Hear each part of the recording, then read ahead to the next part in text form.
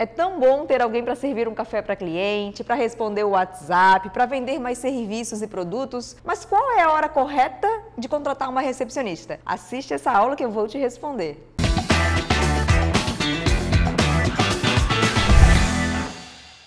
Olá, seja bem-vindo, bem-vinda a mais uma aula aqui do nosso canal, que é o maior canal de gestão para a área da beleza do mundo. Se você ainda não se inscreveu, inscreva-se, porque a sua inscrição é a nossa motivação para continuar aqui compartilhando conteúdos de qualidade com você. Recepcionista, né, gente? É o sonho de muitos salões terem recepcionistas, porque elas de fato nos ajudam a atender com mais qualidade, a mimar mais o cliente, a vender mais, porque uma boa recepcionista, ela deve ser aquela que quer encher a sua agenda, que quer vender muitos produtos, muitos pacotes, muitos serviços. Mas a gente sabe também que mais de 80% dos salões de beleza no Brasil, eles têm até 5 profissionais. Por serem salões menores, nem sempre tem condição financeira para ter essa profissional. Como que eu sei, Dani, se é hora de eu contratar uma recepcionista, se o meu salão tem condições de ter uma recepcionista? É sobre isso que a gente vai conversar nessa aula. A primeira coisa que você tem que observar na hora de tomar essa decisão de contratar ou não uma recepcionista é a sua organização financeira. Você sabe quanto de lucratividade o seu salão deixa no final do mês? Por que isso é importante? Se você até sabe, Dani, eu sei que sobra dinheiro,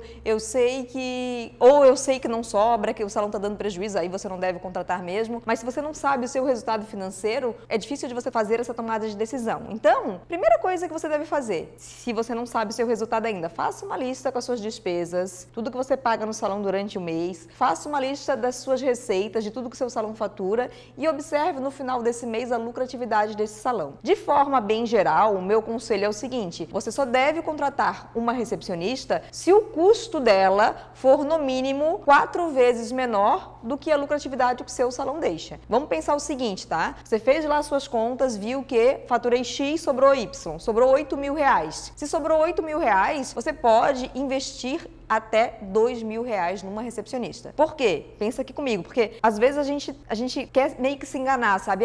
Dani, mas se eu tivesse uma recepcionista, eu iria faturar muito mais, porque ela ia vender mais produtos, ia vender mais serviços, ok. Mas se você não tem um controle financeiro, ou se o seu salão até está no prejuízo, como que você vai colocar mais uma despesa para dentro? Outra coisa que você tem que pensar é o seguinte: vamos imaginar aí que você tem 4 pessoas que trabalham com você. Dessas 4 pessoas, elas têm agenda cheia, elas conseguem ajudar na recepção, vocês conseguem se revezar para cobrar do cliente, para responder o WhatsApp, porque às vezes são 4 e tem um que tem agenda cheia e tem outras pessoas que não têm agenda cheia e que poderiam estar ali trabalhando na recepção. E quando eu for falar de tipos de contrato com recepcionistas, eu vou te falar que você pode contratar, por exemplo, um cabeleireiro que é MEI. Você pode contratar ele, pagar um fixo para ele, ter um contrato de CLT com ele para trabalhar sexta e sábado na recepção por 4 horas. Então é possível ter 2 modelos de trabalho, um com cabeleireiro MEI e outro esse cabeleireiro trabalhando poucas horas para você. Outra coisa que é importante você pensar nessa tomada de decisão de contratar ou não uma recepcionista. Não adianta, presta atenção nisso, tá? Não adianta contratar uma recepcionista, achar que ela vai vender serviços, que vai vender produtos, que vai mimar os clientes se você não der treinamento. Não existe isso. Então,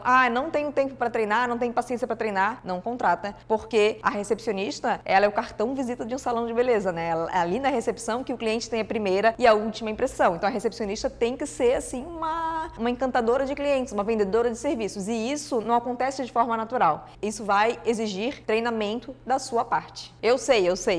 Você pode estar pensando assim, né? A Dani está dizendo que eu não devo contratar uma recepcionista. Não é isso, tá? Se você tem reserva financeira, se você tem controle financeiro, se você sabe que o seu salão dá lucro, se a sua equipe, por mais que seja pequena, tá todo mundo trabalhando bastante e as pessoas não podem, de fato, trabalhar ali na recepção, ajudar a trabalhar em conjunto, é a hora de contratar, tá certo? Mas não adianta fechar os olhos e achar, eu vou contratar uma recepcionista que os problemas do meu salão vai vir movimento, vai vir mais agendamentos, vai vir mais faturamento por conta da recepcionista. Não. Primeiro você tem que ter uma estrutura já funcionando para depois contratar essa recepcionista. Agora vamos falar de opções de contratação. Às vezes a gente também deixa de contratar porque a gente pensa assim, eu tenho que contratar uma recepcionista que vai me dar um custo aproximado com passagem e com alimentação e com FGTS e INSS oferece, com todos os custos de férias, 13º, ela vai me dar um custo de mais de R$2.000. Não é bem assim. Você pode começar com uma carga horária menor, você pode contratar uma recepcionista de quinta a sábado, é possível fazer contratos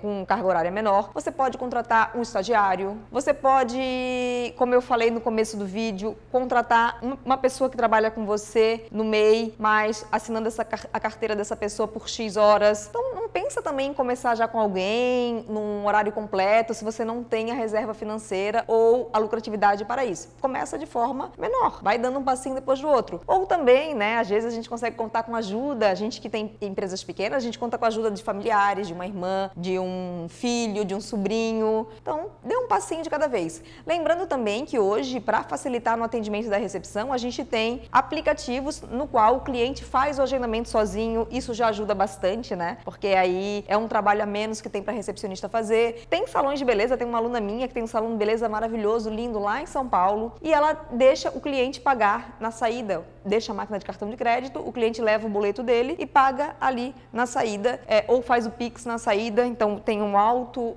atendimento na hora de fazer o pagamento dos serviços. Ah, Dani, é arriscado, o cliente pode não pagar, coisa e tal. Mas tem, ainda mais se o salão é pequeno, tu consegue, tá vendo quem passou, quem não passou, a pessoa bota ali o boleto com o papelzinho do cartão de crédito num espetinho, e aí no final do dia a pessoa faz esse controle. Então a questão é, se eu não tenho lucratividade ainda para isso, eu posso buscar também outras formas de atender melhor o meu cliente ou de desafogar o meu trabalho através dessas outras opções. Fez sentido para você? Qual é a sua maior dúvida na hora de contratar ou não uma recepcionista? Coloca aqui para mim nos comentários e lembra de deixar a sua curtida e de seguir o nosso canal, porque seu engajamento é muito importante pra gente. Tchau, até uma próxima aula.